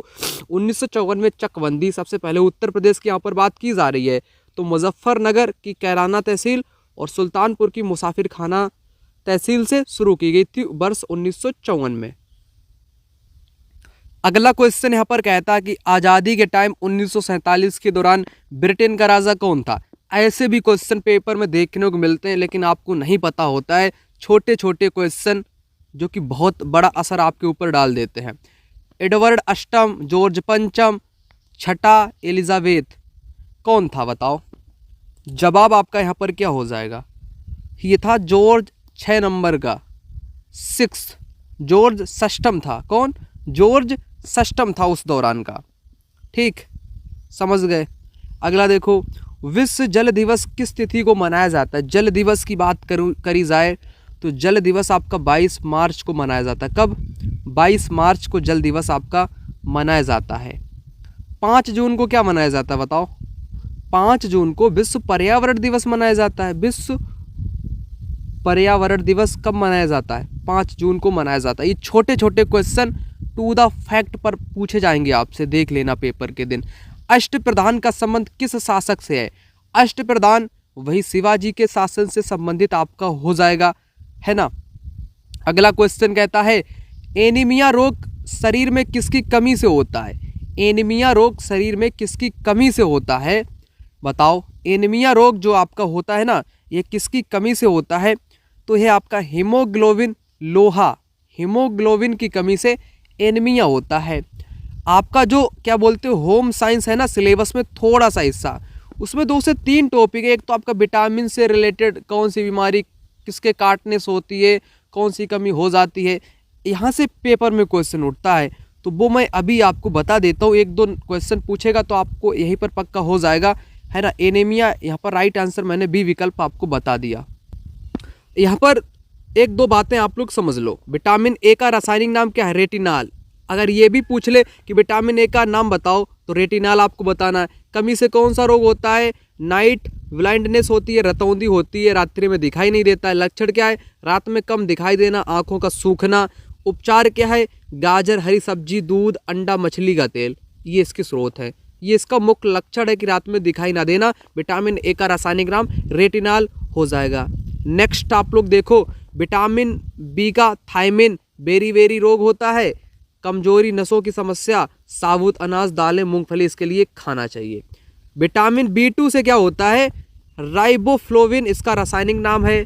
ओंठ फट जाते हैं, है ना। इसके बाद सबसे इम्पोर्टेंट क्या है?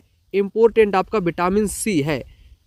एस्कार्बिक अम्ल जिसको बोलते हैं रासायनिक नाम से, स्कर्वी रोग होता है विटामिन सी की कमी से। कौन सा रोग? स्कर्वी।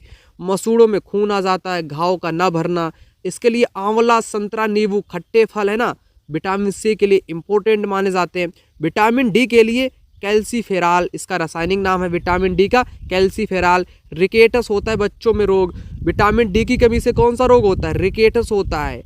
हड्डियां टेढ़ी मेढ़ी हो जाती हैं, इसके लिए धूप चाहिए, दूध, अंडा विटामिन डी के स्रोत होते हैं। अगला यहाँ पर देखो, विटामिन ई का रासायनिक नाम टोकोफेराल है। मांसपेशियां कमजोर हो जाती हैं, स्त्रियों में बांझपन, मांसपेशी की समस्या आपकी हो सकती है। विटामिन के सबसे इम्पोर्टेंट है रक्त का थक्का ना बनना, अधिक खून का बह जाना, इसके लिए हरी पत्तेदार सब्जियां खानी चाहिए। ठीक, इम्पोर्टेंट जो जानकारी थी वो मैंने आपको यहाँ पर बता दी। ठीक, एक और देख लो, विश्व पोलियो दिवस कब मनाया जाता है? 24 अक्टूबर को मनाया जाता है पोलियो दिवस। जल का रासायनिक सूत्र पेपर में आपसे पूछा जा चुका है H2O। ये भी पूछा जा चुका है कि रासायनिक सूत्र क्या होता है। हर बच्चे को पता है कि H2O होता है, लेकिन पेपर में यही क्वेश्चन आता है। कठिन के चक्कर में भागोगे, सरल आप नहीं कर पाओगे। यानी कि लेवल से आपको करना है, शुरू से ऊपर की तरफ। अंत से शुरू कर लो या शुरू से अंत कर लो, है ना, इस प्रकार से आपको करना है। प्रथम गोलमेज सम्मेलन 1930 कहाँ हुआ था? तो सारे के सारे आपके लंदन में ही हुए थे। तीनों गोलमेज में कौन व्यक्ति शामिल हुआ था? पहले, दूसरे, तीसरे में? तो अंबेडकर, है ना, BR अंबेडकर। तीनों में ये शामिल हुए थे। अगर गांधी की बात की जाए, जो गांधी जी शामिल हुए थे, है ना, गोलमेज सम्मेलन में, ये सेकेंड वाले में शामिल हुए थे, है ना, सेकेंड 1931 वाले में ये आपके शामिल हुए थे। सिर्फ दूसरे में ही ये शामिल हुए थे। ठीक, अगला देखो, उत्तराखंड में चिपको आंदोलन की शुरुआत किसने की? तो चिपको आंदोलन की शुरुआत किसने की? सुंदरलाल बहुगुणा यहाँ पर लिखा होता, उनको आप टिक कर देते। गौरा देवी यहाँ पर करेक्ट हो जाएगा। गौरा देवी इसी से ही जुड़ी हुई है आपकी। ठीक, अब ये आंदोलन हुआ कब था? 1973 में। कब? 1973 में। लोग पेड़ से चिपक गए थे। इसी प्रकार का एक आंदोलन आपके अपिक्को आंदोलन कर्नाटक राज्य में हुआ था। ठीक, कर्नाटक राज्य में अपिक्को आंदोलन। अगला यहाँ पर कहता है सैंडर्स की हत्या के मामले में किसे दोषी पाया गया? किसे दोषी पाया गया था? बताइए आप लोग। भगत सिंह। भगत सिंह को दोषी पाया गया था सैंडर्स की हत्या में। किसे दोषी पाया गया? भगत सिंह को पाया गया। यहां पर आप लोग कुछ बातें और भी समझ लो। भगत सिंह राजगुरु ने दिसंबर 1928 को साइमन कमीशन का विरोध किया। लाला लाजपत राय को लाठी की चोट पहुंचाने वाले सैंडर्स की हत्या कर दी, है ना। फिर क्या हुआ? 8 अप्रैल 1929 को भगत सिंह और बटुकेश्वर दत्त ने दिल्ली विधानसभा में बम फेंका। बम से नुकसान नहीं हुआ, है ना। इन्होंने कहा कि बहरों के कान तक पहुंचाने के लिए बम फेंका। फिर आगे की घटना क्या घटित होती है? 7 अक्टूबर 1930 को भगत सिंह, राजगुरु एवं सुखदेव को फांसी की सजा सुनाएगी। यहाँ पर ये क्या, ये सजा कब सुनाएगी? सजा सुनाने की बात है। 7 अक्टूबर 1930 को भगत सिंह, राजगुरु, सुखदेव तीनों को फांसी की सजा सुनाएगी। लाहौर में 23 मार्च 1931 को फांसी दे दी गई। यह मुकदमा लाहौर कांड के नाम से प्रसिद्ध है। ठीक, समझ गए शुरू से अंत तक बातों को। एक और शहीद को आप लोग सुन लीजिए। 27 फरवरी 1931 इलाहाबाद के अल्फ्रेड पार्क में चंद्रशेखर आजाद बिल्कुल आजाद हो गए, शहीद हो गए। ये पार्क अब आजाद के नाम से फेमस है, यानी कि इलाहाबाद का एक आजाद पार्क है प्रयागराज का, अब इसका नाम आजाद के नाम पर है। 27, देखो यहाँ पर तिथि देखो यहाँ पर क्रम से भी पूछ लेता है कि चंद्रशेखर आजाद पहले शहीद हुए या भगत सिंह पहले शहीद हुए। तो 27 फरवरी 1931 को, ये फरवरी 27 को चंद्रशेखर आजाद शहीद हो गए थे। भगत सिंह, राजगुरु और सुखदेव, ये 3 व्यक्ति इंपॉर्टेंट हैं। ठीक, तो इनको 23 मार्च 1931 को फांसी की सजा दी गई, जिसको लाहौर कांड के नाम से जानते हैं। सारी बात मैंने यहाँ पर आपकी क्लियर कर दी। बम कांड 8 अप्रैल 1931। अगला क्वेश्चन यहाँ पर कहता, मृदा स्वास्थ्य कार्ड योजना कब शुरू की गई? यह योजना आपकी 2015 में शुरू की गई। अगला यहाँ पर क्वेश्चन आपसे कहता है, दिल्ली चलो का नारा किसने दिया? दिल्ली चलो का नारा किसने दिया? इस क्वेश्चन का जवाब यहाँ पर आपका हो जाएगा, सुभाष चंद्र बोस ने दिल्ली चलो का नारा दिया। जय हिंद का नारा इन्होंने ही दिया। तुम मुझे खून दो मैं तुम्हें आज़ादी दूंगा, सुभाष चंद्र बोस का ही यह नारा है। अगला देखो, खाद्य श्रृंखला का प्राथमिक स्रोत क्या होता है? जो खाद्य श्रृंखला होती है ना, उसका प्राथमिक स्रोत क्या होता है? तो शाकाहारी वाले जीव होते हैं, इसमें हरे पौधे होते हैं, या शाकाहारी जीव होते हैं। क्या होगा क्वेश्चन का जवाब? क्वेश्चन का जवाब हो जाएगा हरे पौधे, जो प्रकाश संश्लेषण की सहायता से अपना भोजन स्वयं बनाते हैं, वो प्राथमिक स्रोत आपके हो जाते हैं। अगला क्वेश्चन यहाँ पर कहता है, भगत सिंह को फांसी किस तिथि को दी गई? भगत सिंह, सुखदेव, राजगुरु, इन तीनों व्यक्तियों को 23 मार्च 1931 को फांसी दी गई थी। ठीक है ना, करेक्ट जवाब आपका हो जाएगा 23 मार्च 1931। अगला कहता है, वंदे मातरम किस पुस्तक से लिया गया है? वंदे मातरम, समझ लो इस क्वेश्चन को भी। वंदे मातरम किताब किसकी है? वंदे मातरम किस पुस्तक से लिया गया है? ये आनंद मठ से लिया गया है। आनंद मठ किताब है। वंदे मातरम के रचयिता कौन हो जाएंगे? बंकिम चंद्र चटर्जी। ठीक है ना, बंकिम चंद्र चटर्जी ने वंदे मातरम की रचना की है, जो कि आनंद मठ में उल्लिखित है। गीतांजलि किसकी किताब है? गुरुदेव की किताब है। रविंद्रनाथ टैगोर की किताब का नाम क्या हो जाएगा? गीतांजलि। गीतांजलि के लिए इनको नोबेल पुरस्कार भी मिला था। ठीक, गोदान किसकी है? मुंशी प्रेमचंद की किताब का नाम हो जाएगा गोदान। ठीक, सत्यार्थ प्रकाश किसकी किताब है? दयानंद सरस्वती की। दयानंद की किताब है। दयानंद सरस्वती की किताब का नाम क्या हो जाएगा? सत्यार्थ प्रकाश, जिन्होंने वेदों की ओर लौटो का भी नारा दिया था। अगला, 1929 के लाहौर अधिवेशन की अध्यक्षता किसने की? कमेंट बॉक्स में कमेंट करो, जवाब बता दिया हूं कई बार आपको। मिट्टी के कटाव को रोकने का प्रभावी उपाय आपका वृक्षारोपण है, और अधिक चराई से मिट्टी आपकी कटेगी, वनोन्मूलन से भी मिट्टी कटेगी, लेकिन वृक्ष लगाने से मिट्टी नहीं कटेगी बल्कि बचेगी, संरक्षित होगी। जय हिंद का नारा किसने दिया? सुभाष चंद्र बोस ने दिया जय हिंद का नारा। वीर सावरकर ने अभिनव भारत की स्थापना की। वीर सावरकर को काले पानी की जेल, जो कि अंडमान में है, वहां पर इनको रखा गया था। सुभाष चंद्र बोस करेक्ट जवाब हो जाएगा। खुदीराम बोस 18 वर्ष की उम्र में फांसी पर चढ़ने वाले कम उम्र के व्यक्ति। अगला देखो, पृथ्वी पर जल का कितना प्रतिशत भाग है? तो 71%, 70 या 71 लगभग। ठीक। अगला, खुदाई खिदमतगार के संस्थापक या लाल कुर्ती जिनको बोलते हैं, है ना, लाल कुर्ती सेना, वो किनसे संबंधित है? खान अब्दुल गफ्फार। खान अब्दुल गफ्फार जिनको सीमांत गांधी भी बोलते, क्या बोलते हैं? सीमांत गांधी के नाम से किनको जानते हैं? खान अब्दुल गफ्फार को जानते हैं सीमांत गांधी के नाम से। अगला देखो, राष्ट्रीय कृमि मुक्ति दिवस कब मनाया जाता है? कृमि मुक्ति दिवस ये आपकी 10 फरवरी को मनाया जाता है। कब? 10 फरवरी को। गांधी जी ने सविनय अवज्ञा आंदोलन कब शुरू किया? 1930 में इन्होंने शुरू किया। ठीक।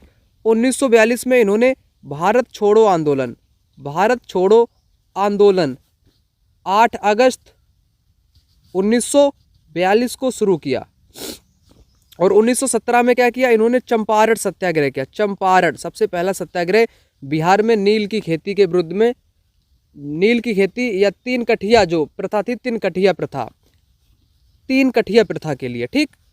बिहार में 1930 में क्या हुआ? सविनय अवज्ञा आंदोलन। और 1920 में असहयोग आंदोलन, आप लोग कह सकते हैं असहयोग, और खिलाफत आंदोलन चला था। ठीक। अगला देखो, मृदा की उर्वरता हेतु कौन सी पद्धति अपनाई जाती है?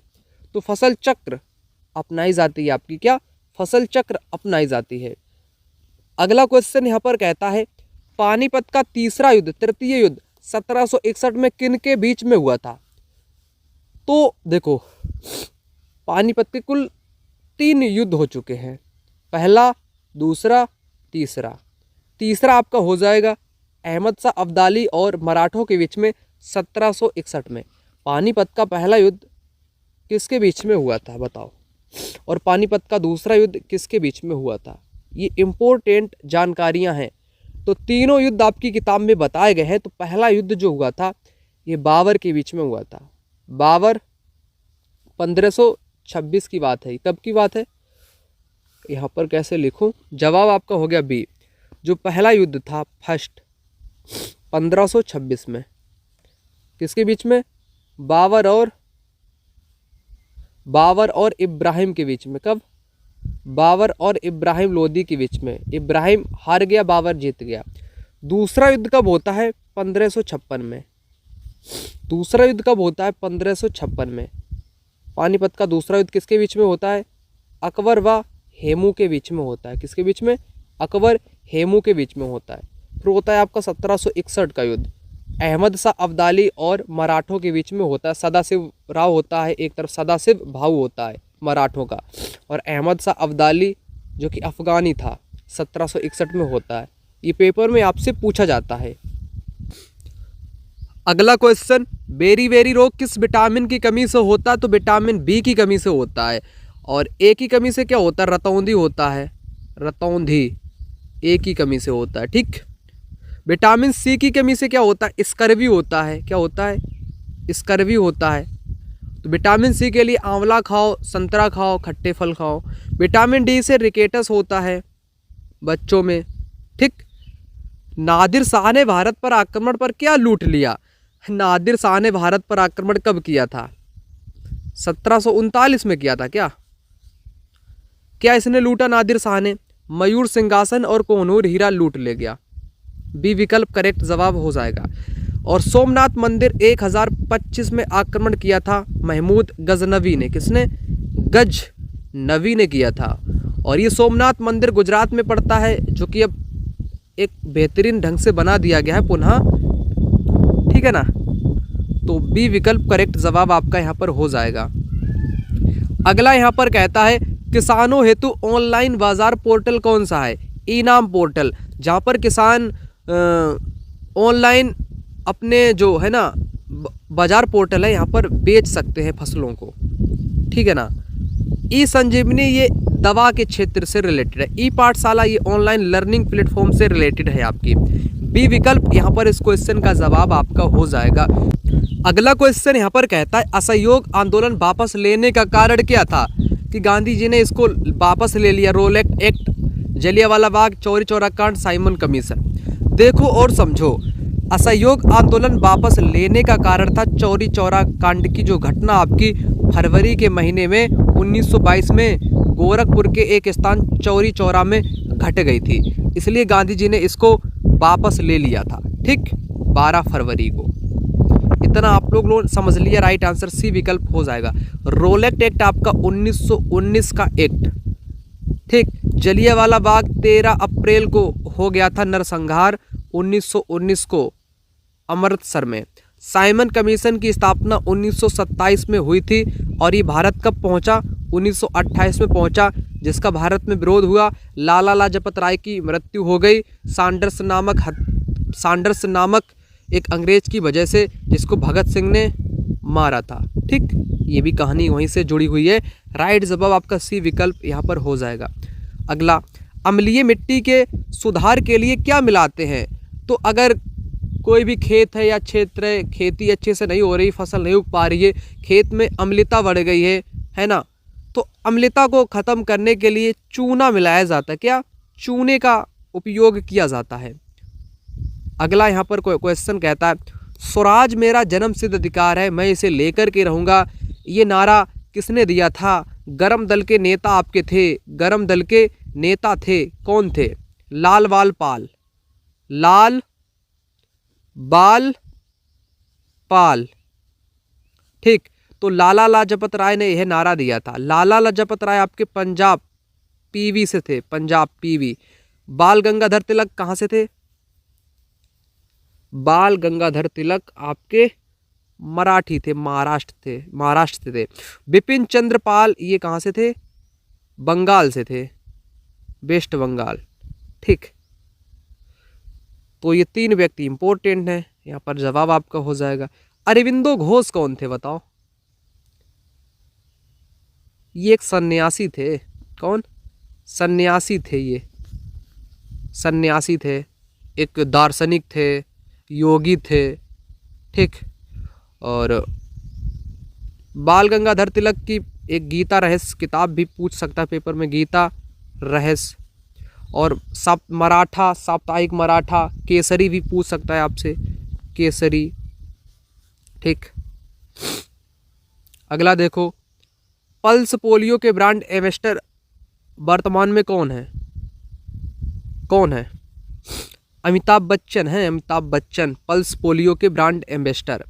शिवाजी की युद्ध पद्धति क्या कहलाती थी। शिवाजी की जो युद्ध पद्धति थी ना, ये छापामार युद्ध या गोरिल्ला पद्धति कहलाती थी। वायु प्रदूषण का जैविक सूचक क्या है। जैविक सूचक, ये बहुत बार एग्जाम में आता है, जैविक सूचक आपका लाइकेन हो जाएगा, लाइकेन हो जाएगा। कांग्रेस के प्रथम अधिवेशन की अध्यक्षता किसने की थी, प्रथम अध्यक्षता किसने की थी। 72 कुल प्रतिनिधियों ने इसमें भाग लिया था, है ना। 1885 की यह बात है। एक्टस ह्यूम जो थे ना, कांग्रेस के संस्थापक, सेवानिवृत्ति ब्रिटिश अधिकारी एओ ह्यूम, उन्होंने इसकी स्थापना की थी, है ना। मुंबई में है आपका हुआ था। व्योमेश चंद्र बनर्जी इसके अध्यक्ष थे, जिनको WC बनर्जी के नाम से जानते हैं। एओ ह्यूम कौन है, ये कांग्रेस के संस्थापक। ठीक, और ये अध्यक्ष आपके हो जाएंगे, कांग्रेस के पहले अध्यक्ष। ठीक, दादा भाई नौरोजी ये भी कांग्रेस के अध्यक्ष आपके रह चुके हैं। इनकी किताब poverty and un-British rule in India, धन निष्कासन का सिद्धांत इन्होंने ही दिया है, दादा भाई नौरोजी ने। बदरू तैयब जी ये युवा थे। ठीक, युवा कांग्रेस अध्यक्ष मुस्लिम, ये भी आपको पता होना चाहिए। अबुल कलाम आज़ाद थे या बदरुद्दीन तैयब, नहीं, ये आपके पहले मुस्लिम थे। ये पेपर में आता कि पहला मुस्लिम कांग्रेस अध्यक्ष कौन था, पहला मुस्लिम कौन था, ये थे। और बिल्कुल कम उम्र के कौन थे, अबुल कलाम आज़ाद थे। अबुल कलाम आज़ाद ये कम उम्र के थे। कम उम्र पूछा जाता है आपसे, ठीक है ना, कम उम्र पूछा जाता है। और दादा भाई जो नौरोजी थे ये पारसी थे। ये कैसे थे, पारसी थे, ये भी पूछा जाता है, पारसी थे। ठीक, हमने आपको यहाँ पर क्या समझाया, इन दोनों में आप लोग कंफ्यूज मत होना। देखो फिर से आप लोग यहाँ पर समझ लो, एक तो पेपर में कम उम्र से पूछा जाता है कि कम उम्र का जो मुस्लिम है ना अध्यक्ष कौन था, यानी कि युवा कह लो इसको, युवा, जिनकी उम्र 35 थी। कितनी थी? मुश्किल से 35 वर्ष उम्र थी। वो थे आपके अबुल कलाम आज़ाद। ठीक, ये कम उम्र वाले थे। पहली बात मैंने यहाँ पर क्लियर कर दी। दूसरी बात मैं क्लियर आपसे कर रहा था, बदरुद्दीन तैयब ये फर्स्ट मुस्लिम थे कांग्रेस के अध्यक्ष, पहले मुस्लिम अध्यक्ष। और दादा भाई नौरोजी ये मुस्लिम नहीं थे, ये पारसी थे। ये बात मैं आपको बता रहा था। ठीक, चलो आगे बात कर लेते हैं। बिडाल टेस्ट किस रोग के लिए है? बिडाल टेस्ट बताओ, आपको डेंगू या मलेरिया कौन सी बीमारी में आप लोग बिडाल टेस्ट करवाते हैं? तो टाइफाइड होता ना तब बिडाल टेस्ट होता है। शिवाजी के प्रशासन में सुमंत का विभाग क्या था? सुमंत का काम क्या था? सुमंत देखता था विदेशी मामलों को सुमंत देखता था। और धार्मिक कार्य कौन देखता था? पत्राचार कौन देखता था? वित्त कार्य कौन देखता था शिवाजी के अधीन? ये भी आपको पता होने चाहिए। आप लोग यहाँ पर पूरा का पूरा शिवाजी का इतिहास ही पढ़ लो, जितना इंपॉर्टेंट फैक्ट यहाँ पर दिए गए हैं। ठीक, तो शिवाजी का जन्म 6 अप्रैल 1627 को सिवनेर के दुर्ग में हुआ था। माता जीजाबाई थी, पिता साजी भोसले थे। शिवाजी ने रायगढ़ दुर्ग का निर्माण करवाया था। और एक सबसे इम्पोर्टेंट या महत्वपूर्ण जानकारी आप लोग कह सकते हो, शिवाजी को मारने के लिए बीजापुर के सुल्तान ने अफजल खां को एक विशाल सेना के साथ भेजा। शिवाजी को मारने के लिए उसने अपने तंबू में बुलाया, परंतु शिवाजी ने उसे मार दिया अपने बाघ नखों से। बाघ नखों यानी कि एक बाघ नख होते हैं ना, बर्छी टाइप की। 1659 में हुआ था। इसे प्रतापगढ़ का युद्ध भी बोलते हैं। ठीक, जैसे ही वो गले मिला तो शिवाजी तो वो पहने थे कि इनको नहीं लग पाए, इन्होंने उसको ही मार दिया। 1663 में शाइस्ता खान को घायल किया। 1664 में मुगल बंदरगाह सूरत को लूटा। फिर पुरंदर की संधि, जयसिंह ने मुगल मराठा गठबंधन प्रस्ताव रखा पुरंदर की संधि के तहत 1665 में। ठीक, 1666 में शिवाजी औरंगजेब की कैद से फरार हो गए। 1670 में पुनः इन्होंने सूरत को लूटा। और शिवाजी ने 1674 में अपना राज्याभिषेक रायगढ़ के किले में किया। ठीक है ना, एक पंडित थे, है ना, काशी के पंडित गंगा भट्ट की सहायता से। फिर आगे क्या है बात? आगे बात है आपकी अष्टप्रधान, 8 मंत्रियों का समूह। पेशवा कौन था? प्रधानमंत्री सैनिक व असैनिक काम देखता था, विशेष अर्थव्यवस्था से संबंधित था। सर ए नौबत कौन था? सैन्य विभाग का प्रमुख व्यक्ति होता था। अमात्या मजमू आदार कौन था? राजा की आय व्यय का लेखा जोखा रखने वाला कौन था? अमात्या मजमू आदार।